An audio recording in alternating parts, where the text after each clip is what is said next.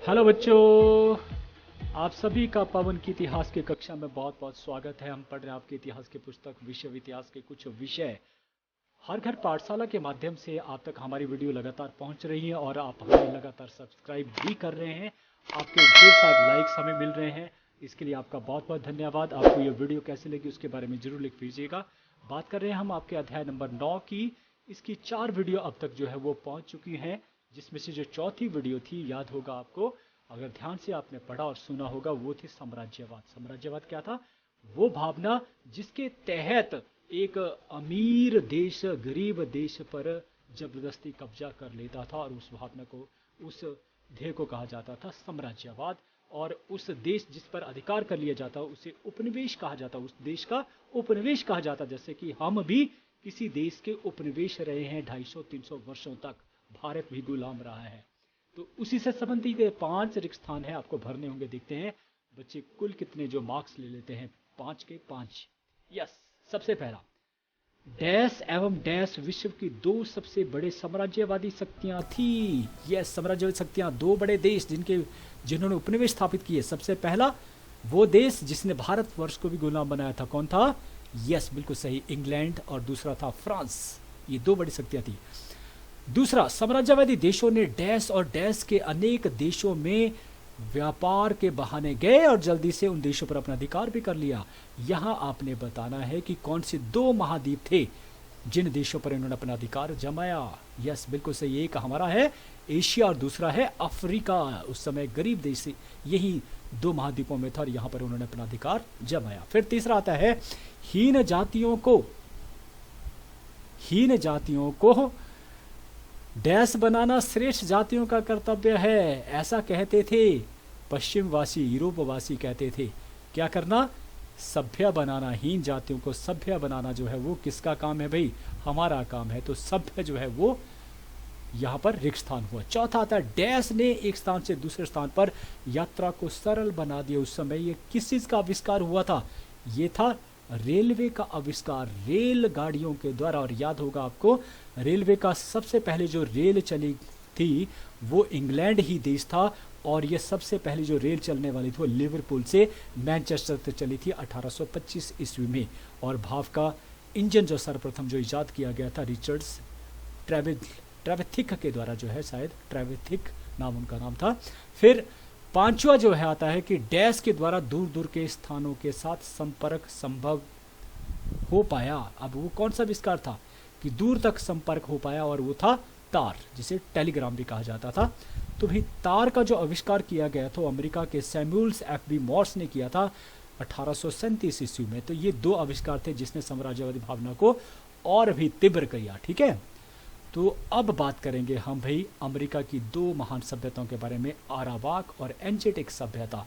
अगर हम अपनी सभ्यता की बात करें तो हमारी सभ्यता का नाम क्या है? यस, बिल्कुल सही है, सिंधु घाटी की सभ्यता, हड़प्पा सभ्यता, ये सारे नाम, या कांस्य सभ्यता, ये 3 नाम जो हमारी सभ्यता के हैं। तो ये इनकी ही अरावाक सभ्यता से जो एक फोटो जो है मैंने लगाया। आगे बात कर लेते हैं अरावाक सभ्यता। अरावाक सभ्यता देखिए, जब हमने जो है सबसे पहला वीडियो डाला था वो था विभिन्न महाद्वीपों की खोज या विभिन्न देशों की खोज, और उसमें क्रिस्टोफर कोलंबस का नाम सबसे पहले आया था। और उसने जिस जगह को सबसे पहले या जिस द्वीप में वो पहुंचा था वो बहामा द्वीप समूह था, याद होगा आपको। तो भाई यहीं से पहली सभ्यता हमारी शुरू होती है और वो है अरावाक सभ्यता।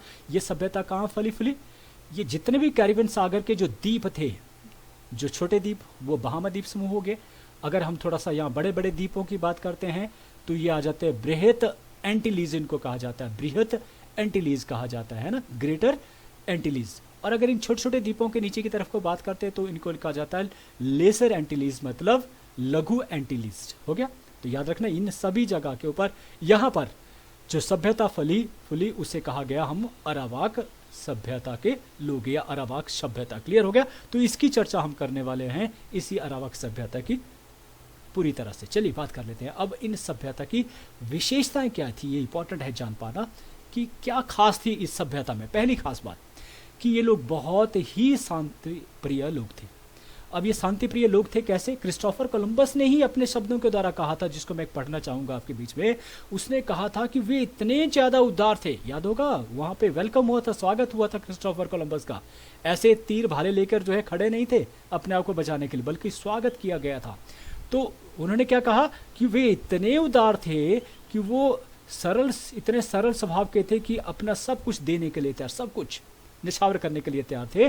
वे कभी इनकार नहीं करते थे, बल्कि सदा बांटने को तत्पर रहते थे, और इतना अधिक प्यार जताते थे कि मानो उनका प्यार जो है भरा जो कलेजा है वो बाहर निकल गया। ऐसा था ना, कलेजा बाहर निकाल दिया, मतलब इतना प्यार दिया। लेकिन ये बड़े दुख की बात है कि इन्हीं लोगों के ऊपर क्रिस्टोफर कोलंबस ने धन के लिए बहुत क्रूर व्यवहार किया। उन्हें खाद्यान्नों में जहाँ से सोना निकलता वहाँ जबरदस्ती काम करवाया। अगर इस प्रकार से इन लोगों में वैमनस्य स्थापित हो गया। अब वो पहले की तरह नहीं रह गए थे, अब उनका व्यवहार बदल गया था। तो इस प्रकार से इन लोगों के सभ्यताओं का सर्वनाश जो है किया गया पश्चिमी देशों के लोगों के द्वारा। लेकिन हम बात कर लेते हैं इनकी विशेषताएं क्या थी, एक एक करके। शांति प्रिय लोग, जिसकी बात मैंने अभी की, ये इतने शांति प्रिय थे कि जो भी छोटी मोटी बात होती, समस्या होती थी, उनका वो निदान बातचीत से करते थे, लड़ाई से नहीं करते थे, बातचीत से उनका हल जो है कर लेते थे। दूसरा, बुजुर्गों के अधीन संगठित थे। ये कोई राजा नहीं था, राजा इनका कोई इस प्रकार की व्यवस्था स्थापित नहीं थी। तो कबीले में का जो बुजुर्ग होता था वही उसका जो है अध्यक्ष, या बड़ा परिवार का जो बुजुर्ग होता था वही उसी के सहारे या उसके आदेशों के अनुसार ही सारे परिवार के सदस्य जो है वो कार्य करते थे, और उनके पास कोई सेना नहीं थी। सेना किसके लिए चाहिए भाई? ऐसे लोग जो अनुशासन से बाहर होते हैं, उनको अनुशासन सिखाने के लिए सेना की जरूरत होती है। लेकिन आपने पढ़ा ये बिल्कुल शांति प्रिय लोग थे, अनुशासन की बात कभी आती ही नहीं थी, तो इसलिए सेना की कोई आवश्यकता नहीं थी। तो ये दूसरी विशेषता होगी, बुजुर्ग के अधीन संगठित, ना कोई राजा और ना कोई सेना। तीसरी विशेषता कि स्त्रियों का बहुत सम्मान था, बराबर का दर्जा स्त्रियों को दिया जाता था। यह अलग बात है कि बहुत सारी स्त्रियों के साथ विवाह जो है एक आदमी कर सकता था, बहुविवाही, ठीक है, विवाह करता था। और ये चौथी विशेषता में आता है कि एक कुशल नौका निर्माता थे। कौशल, अब बात कर रहे थे बहामा द्वीप समूह हमने पढ़ा, या बृहत एंटिलोज की बात करी, लघु एंटिलोज की बात, एंटिलीज की बात करी, तो ये सारे के सारे क्या है? द्वीप है, चारों तरफ समुद्र है इन द्वीपों। तो एक द्वीप से दूसरे द्वीप पर जाने के लिए किस चीज़ की जरूरत होती है? नौका की। तो जिसे उन्होंने बचपन से ही बनाना सीख लिया था और चलाना। तो इस प्रकार से ये दोनों ही इसमें कैसे थे? कुशल थे, कुशल नौका निर्माता थे। ये चौथी विशेषता होगी। पांचवा आता है मछलियां पकड़ना। जहां समुद्र चारों तरफ हो वहां मछलियां उनका मुख्य जो भोजन हो सकता है और था भी। तो मछलियां पकड़ना, पशुओं का शिकार करना, या तीर कमान, ये इनका मुख्य हथियार था, तीर कमान चलाना, जिससे वो शिकार करते थे। ये इनका मुख्य शौक था। क्लियर हो गया? ये पांचवी विशेषता होगी। छठी विशेषता है मुख्य फसलें इनकी मक्का थी, मीठे आलू, कंदमूल और कसावा था। याद रखना ये चारों इनके मुख्य फसलें थी। फिर साथ में आता है कि जीवन में सोने का महत्व नहीं था। सोना, जिसके लिए मरने के लिए तैयार हो जाता है आदमी, मुझे अधिक सोना चाहिए, अधिक लालच, अधिक सोना। तो भाई क्रिस्टोफर कोलंबस भी इसलिए गया था ना। तो भाई जो सोना था उनके जीवन में महत्व नहीं रखता था, बल्कि ये सोने से अधिक कांच के बने जो जेवर थे जो क्रिस्टोफर लेके गया था। लगा उसको पता कि भाई इनको जो है सोने का ज़्यादा पता नहीं है कि कितना अमूल्य है ये, इसलिए उन्होंने क्या किया, यहाँ से कांच के जो है वो सुंदर आभूषण ले जाए गए और वो उन्हें बहुत पसंद करते थे और उसके बदले में क्या दे देते थे? सोना दे देते थे। इतने सीधे साधे लोग थे। तो ये इनके सातवीं विशेषता होगी। हो गया। फिर आठवीं विशेषता, बुनाई की कला में बहुत निपुण थे। देखिए ये बुनाई की कला, बुनाई, बुनना ना, हाथ से बुनना, और उनके द्वारा हाथ से बुना हुआ जो हैमक नामक झूला था। हैमक नामक झूला क्या होता है कि जो झूला एक पेड़ से दूसरे पेड़ में लटकाया जाता है और बुना जाता है इस प्रकार का। तो इस प्रकार का झूला बनाया होगा। तो इसे देखकर ये झूला जो है आरावाक सभ्यता के ही देन है। तो भाई इसे देखकर जो यूरोपवासी थे वो चकित रह गए थे, इतना सुंदर तरीके से उसका बनाया हुआ था। ये आठवीं विशेषता। नौवीं विशेषता है कि वे जीववादी थे। याद रखना, जीववादी, ये जीवनवादी भी होगा और जीववादी भी होगा कि हर चीज में वो जीव देखते थे। इवन पत्थर और पेड़ों में भी वो जीव देखते थे। उनका जो है वो तिरस्कार नहीं, उनका जो है वो उनका जो है पूजा करते थे, उनको जो है वो सम्मान देते थे। तो इस प्रकार से वो जीववादी थे जो पेड़ों में भी जीवन देखते थे। फिर बात कर देते हैं 10वां, और वे है कि वे जादू टोनों में भी विश्वास रखते थे। जादू टोनों में विश्वास, जैसे कि यहाँ पर चित्र में दिखाया गया है, एक नदी के किनारे पर जादू टोना हो रहा है। ये भारतवर्ष में आज तक होता रहा है। ये तो हम बात कर रहे हैं कई सदियों पहले की बात कर रहे हैं। तो इस प्रकार की अरावाकी लोगों की विशेषताएं थी। इस प्रकार से हमने पहली सभ्यता के बारे में, जो बहामा द्वीप समूह या जो जितने भी द्वीप समूह थे एंटीलूज के बारे में, ये सारा हमने जो अभी पढ़ लिया है। तो अरावाक सभ्यता खत्म होती है यहीं पर। अब दूसरी सभ्यता पढ़ लेते हैं और वो है एंजेटिक सभ्यता। देखिए ये मैक्सियन सभ्यता थी, जो संयुक्त राज्य अमेरिका के नीचे आता है। अगर आप देखेंगे आपका ओरिजिनल जो मैप देखेंगे तो यहाँ मैक्सिको आता है। तो मैक्सिक जो में सभ्यता फैली इस देश में, उसका नाम था एंजेटिक सभ्यता। याद रखना, एंजेटिक सभ्यता।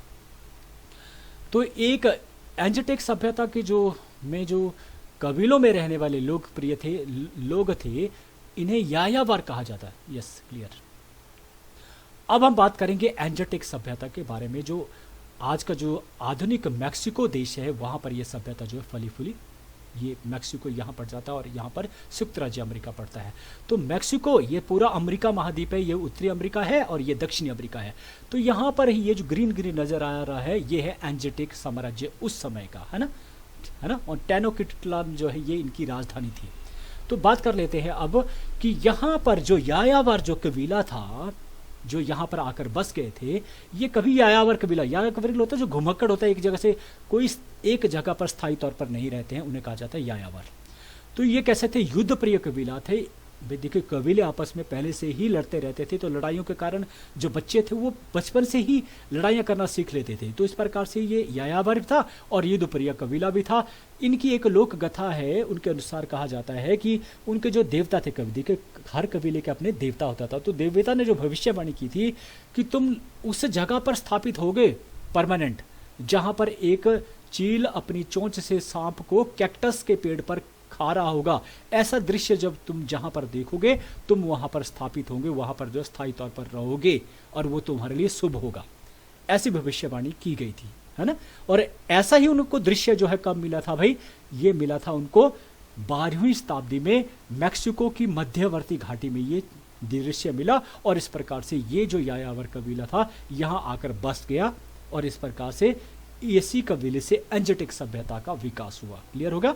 और इन्हीं का ही एक मुख्य देवता था जिसका नाम था मैक्सली। याद रखना, मैक्सली से ही इस देश का नाम जो मैक्सिको भी पड़ा। तो कितनी बड़ी जानकारी आपको मैंने अब तक दे दी। अब बढ़ते हैं आगे इसकी विशेषताओं के बारे में, लेकिन इससे पहले थोड़ा सा आज हम पढ़ लेते हैं कि भाई आज का जो मैक्सिको है उसमें ये जो सभ्यता थी उसका क्या प्रभाव है, थोड़ा सा पढ़ लेते हैं। जरूरी है, शायद ये आपके एग्ज़ाम में नहीं आने वाला है, लेकिन ये ऐसे ही ज़रूरी है कि मैं जब पढ़ा रहा हूँ तो आपको ये प्रतिक्रिया भी होगी या इच्छा भी होगी कि मैक्सिको के लोग आजकल कैसे होंगे, सभ्यता का क्या प्रभाव उसके ऊपर पड़ा। 1519 में जब स्पेन ने मैक्सिको पर अपना कब्जा जमा लिया था, हॉर्नेट कॉर्टेस को आपको याद होगा, वो सबसे पहले आए थे यहाँ पर अधिकार करने के लिए और जमा भी लिया था। और उस समय अगर आपको याद होगा मोंटेजुमा द्वितीय यहाँ पर शासन जो है वो कर रहा था।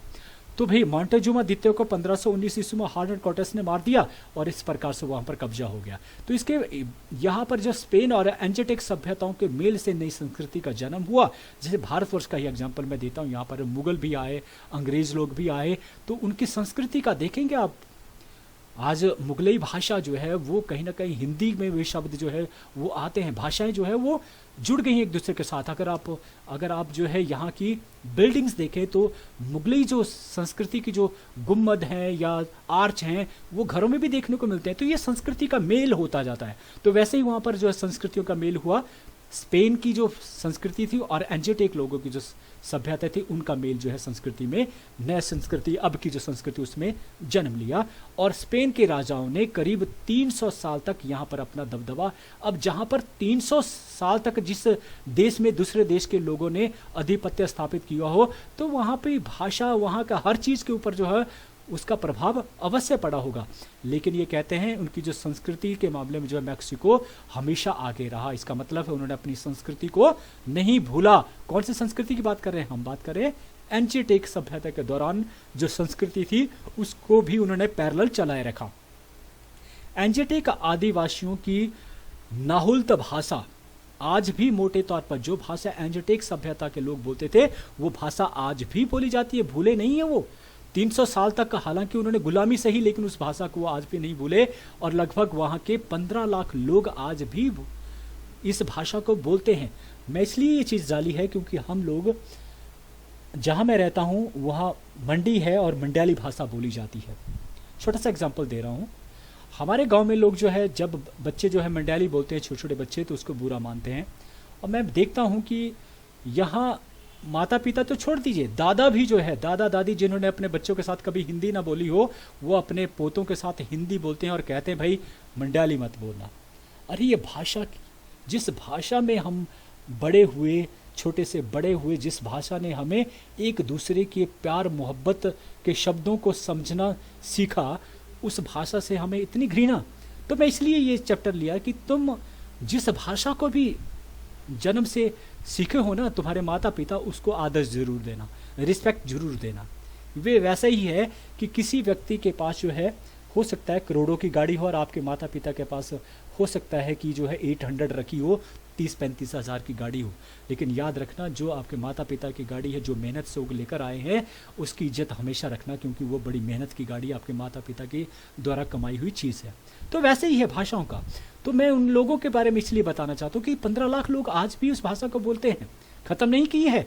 और ये अगर मैं इसलिए कह रहा हूँ कि अगर मैक्सिको में अगर आप जाएंगे तो वो देश जो है हमारे से समृद्ध देश है, हमारे से समृद्धि में, पैसे के मामले में सबसे आगे है, लेकिन अपने जो वहाँ की अपनी आदिवासी जो भाषा थे उसको नहीं भूले हैं।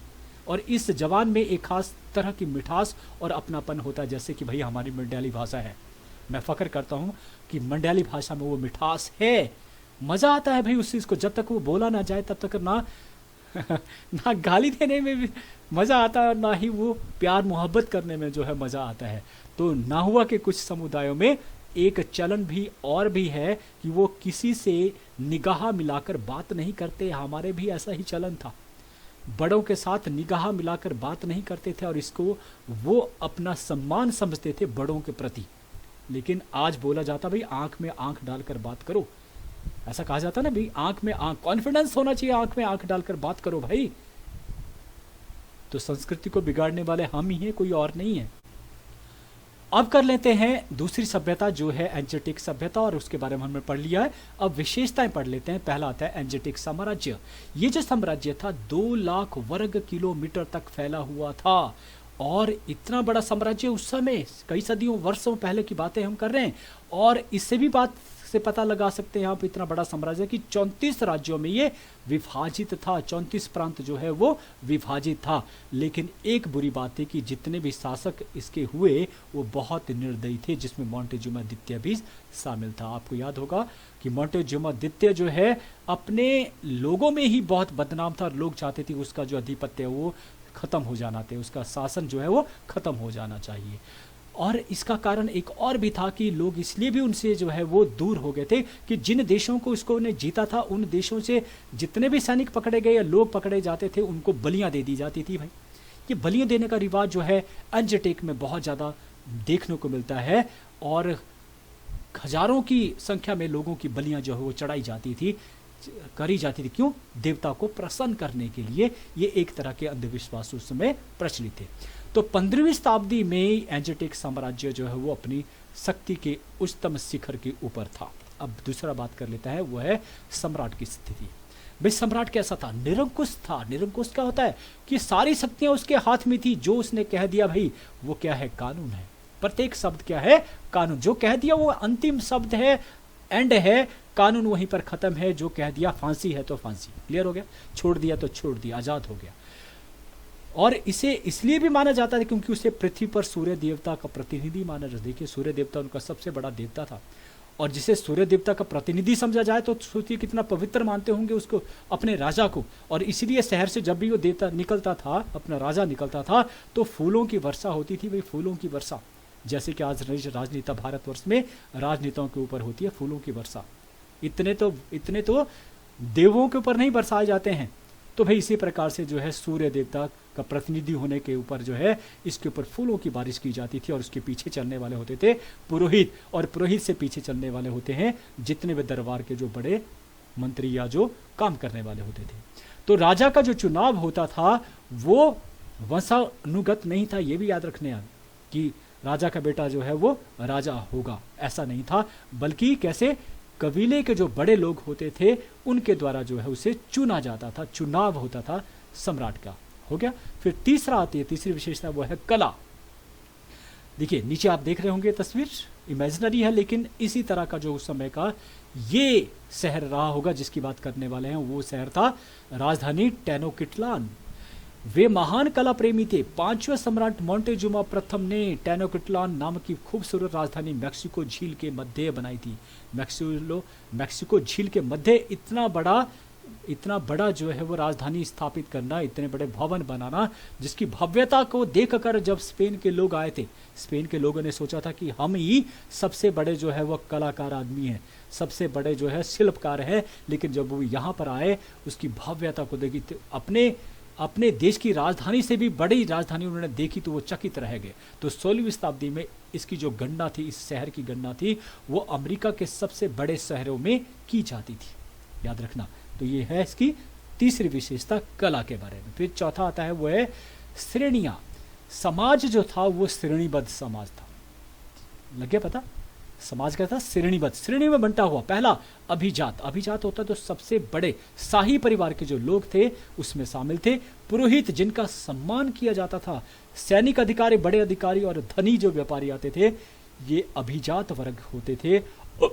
और ये महलों में रहने वाले लोग थे, बड़े बड़े महलों में रहने वाले लोग थे और पूरा आनंद लेते थे जीवन का शहंशाह की तरह, मतलब शाही परिवार, समझ सकते हैं ना, उनको किसी तरह की कमी नहीं थी। दूसरा जो वर्ग आता है वो आता है मध्य वर्ग। मध्य वर्ग जो है वो प्रतिभाशाली जो शिल्पकार होते थे या जो चिकित्सक होते थे या फिर जो अध्यापक होते थे, उनका आदर जो है वो मध्य श्रेणी में उनका आदर किया जाता, सम्मान से वो जीवन व्यतीत करते थे। हालांकि उनका जीवन अभिजात की तरह नहीं था लेकिन निम्न की तरह भी नहीं था, वो मध्यम जीवन जो व्यतीत करते थे, लेकिन उनका रिस्पेक्ट थी, आदर थी सम्मान में, समाज में। क्लियर हो गया।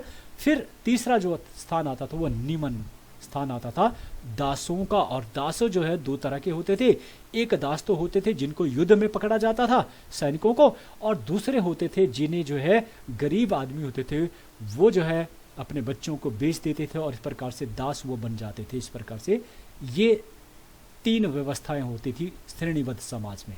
और पांचवा है उनके व्यवसाय।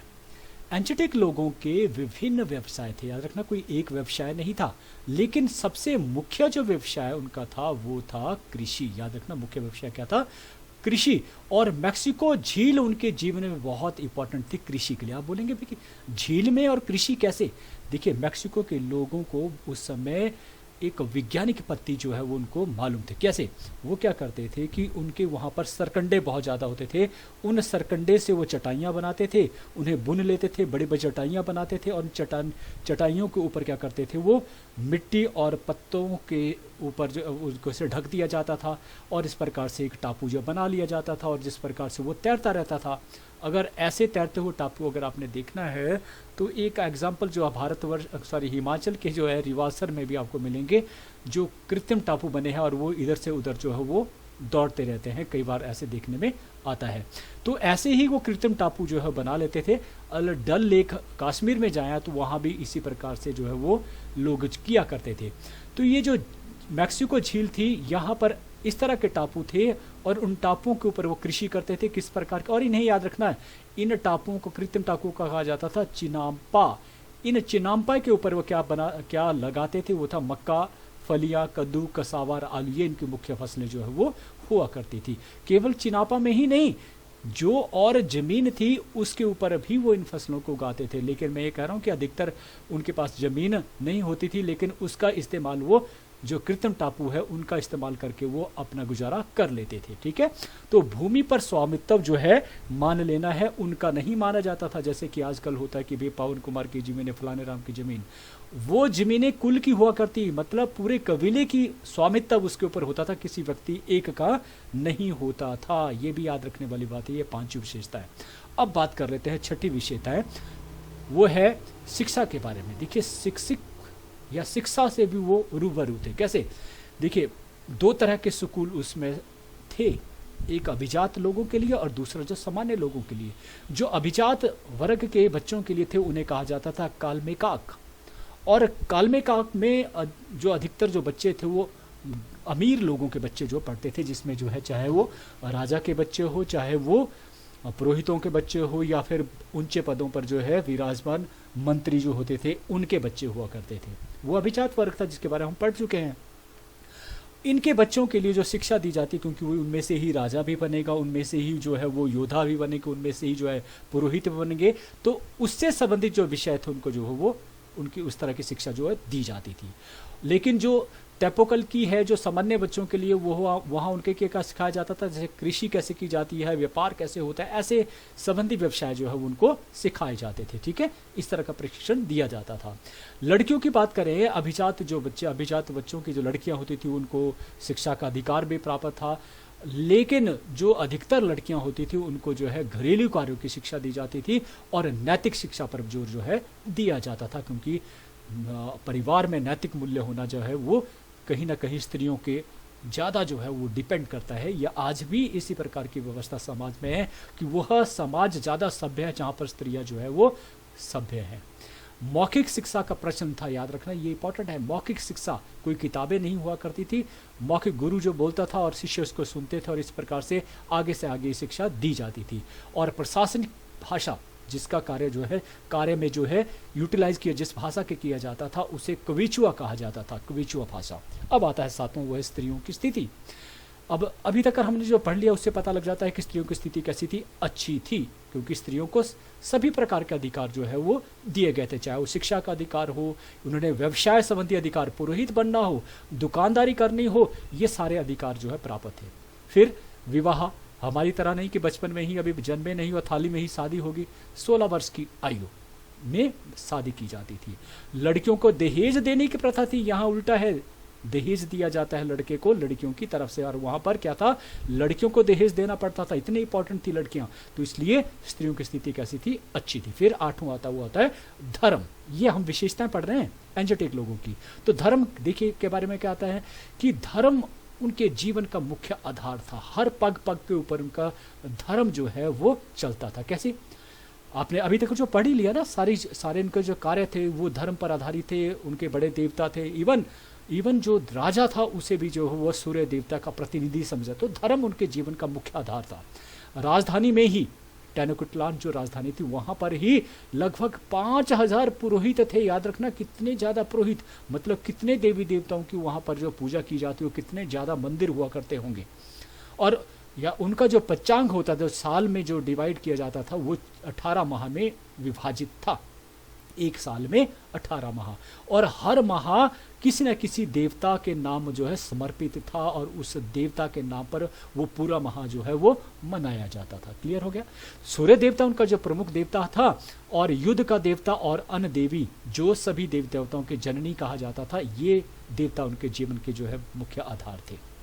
देवताओं को प्रसन्न करने के लिए क्या करते थे, हमने पढ़ा था, बड़ी संख्या में नर बलियां दी जाती थी, और ये जो नर बलियां दी जाती थी, ये विजित, जो नव विजित क्षेत्र थे, वहां से जो सैनिक पकड़े जाते हैं, लोग पकड़े जाते हैं, उनकी बलियां दी जाती थी। और माना जाता है कि बलि जितनी होती थी, ये माना जाता, देखिए जो अंधविश्वास है ना, वो हर जगह रहे हैं, तो यहाँ इनका अंधविश्वास क्या था कि जिनकी भी बलि दी जाती है वो सीधा स्वर्ग चला जाता है। ये स्वर्ग नर का चक्कर जो है वो हर जगह देखने को मिलता है। और मृत्यु के पश्चात जीवन में भी तथा अंधविश्वास में भी ये विश्वास रखते थे कि मृत्यु तो हो गई, लेकिन उसके बाद भी उसका एक जीवन है, इसमें भी विश्वास रखते थे। मिस्र की तरह कि वहां पर पिरामिड बनाए जाते थे, वहां बहुत सारी चीजें उसके साथ दफना दी जाती थी जीवित ही, ताकि वो उसका आनंद जो मरने के बाद भी ले सके, क्योंकि वो जानते थे कि मृत्यु जो है के पश्चात भी जीवन है, तथा अंधविश्वास वो करते थे। हर तरह के विश्वास, जैसे हमारे विश्वास भी हैं भारतवर्ष में आज भी जीवित है, हर अलग अलग जगह के ऊपर जाएं, खासकर पहाड़ों में जाए तो अलग ही विश्वास वहां पर चलते हैं। तो इस तरह की ये हमने 8 विशेषताएं पढ़ी एंजेटिक लोगों के बारे में। चलिए बात कर लेते हैं अब इनके पतन के बारे में, कि इस सभ्यता का भी पतन हुआ किसके कारण। एक तो आपको बता दिया हमने, हॉर्नेड कॉर्टेस, जिसका नाम मैं पहले से ले रहा था, 1519 ईस्वी में जो अंतिम शासक था जिसका नाम था मॉन्टेजुमा द्वितीय, उसकी 1519 ईस्वी में धोखे से हत्या करवा दी गई हर्नाडो कॉर्टेस के द्वारा, और इस प्रकार से एंजेटिक साम्राज्य पर उसका अधिकार हो गया। लगभग 2 वर्षों के भीतर ही इसने इस सभ्यता को पूरी तरह से रौंद दिया, इस सभ्यता का अंत कर दिया। तो इस प्रकार से इसका पतन हो गया। अब पतन के पीछे कारण क्या थे, एक एक करके जान लेते हैं। पहला एक कारण कि आम लोगों में शासकों के प्रति रोष की भावना थी। ये बिल्कुल सही बोला, शासकों के प्रति। हमने मॉन्टेजुमा द्वितीय के बारे में पढ़ा कि लोग ही उसका साथ देने को तैयार नहीं थे। वो समझते थे क्योंकि वो क्रूर शासक था, लोगों की भावना से खेलता था, इसलिए लोग चाहते थे कि उसका शासन खत्म हो जाए। तो इसलिए भी जो है भाई खत्म हुआ ये। दूसरा, लगातार लड़ाइयों के कारण सैनिक ऊब चुके थे। ये कबीले आपस में लड़ते रहते थे, एक जगह से दूसरी जगह, क्योंकि प्राचीन समय से ही अपने साम्राज्य का विस्तार करना ये पहला अध्याय जो है वो पहला जो है कर्तव्य माना जाता था राजा का। तो सैनिक जो थे लगातार लड़ाइयाँ होने के कारण ऊब चुके थे, और इसलिए भी उनका लड़ाइयों में ज़्यादा विश्वास नहीं रहा था, मतलब मन से वो लड़ाई नहीं करते थे, इसलिए भी जो है हारे, इसलिए भी जो है खत्म हुआ। तीसरा, नवीन विजित क्षेत्रों पर एंजेटिकों द्वारा घोर अत्याचार। जो नव विजित क्षेत्र है, जो अब एंजेटिक साम्राज्य के भाग बन गए हैं, उनके जो लोग थे उनके साथ अत्याचार किया जाना, इसके कारण क्या था, वो हमेशा उनके शत्रु ही बने रहते थे, मित्र नहीं बने। तो ये भी कारण हुआ। चौथा होता है रोजाना बड़ी संख्या में युद्धबंदियों और एंजेटिकों को बलि पर चढ़ा दिया जाना। युद्धबंदी जितने पकड़े गए या वहां के जो लोग हैं उनको देवताओं को प्रसन्न करने के लिए बलि पर चढ़ा दिया जाना। इस प्रकार से क्या है, उन लोगों को जिनको बलि पर चढ़ा दिया गया, उन लोगों को वो अपनी सेना में भी रख सकते थे मित्र बनाकर, लेकिन ऐसा नहीं किया गया। तो इसलिए भी इस साम्राज्य का अंत हुआ, एंजेटिक साम्राज्य का अंत हुआ। क्लियर हो गया। तो ये हुआ एंजेटिक साम्राज्य का पतन के बारे में। अब बात कर लेते हैं 1-2 लाइनें कि कामयाबी के सफर में धूप बड़ी काम आई, कामयाबी के सफर में धूप बड़ी काम आई, छाँव मिली होती तो सो ही गए होते, छाँव मिली होती तो सो ही गए होते। याद रखना, जिंदगी में बड़े परिश्रम करने पड़े तो याद रखना बड़ी सफलता भी हासिल होगी। अगर परिश्रम किए बिना ही सब कुछ मिल गया तो याद रखना एकदम तुम गिर जाओगे नीचे, सफलता दूर की बात। तो आप अच्छी तरह से समझते मैं क्या कहना चाह रहा हूँ इन्हीं शब्दों के साथ कि आपने मुझे बड़े ध्यान से सुना। आप सबका बहुत बहुत धन्यवाद। Thank you.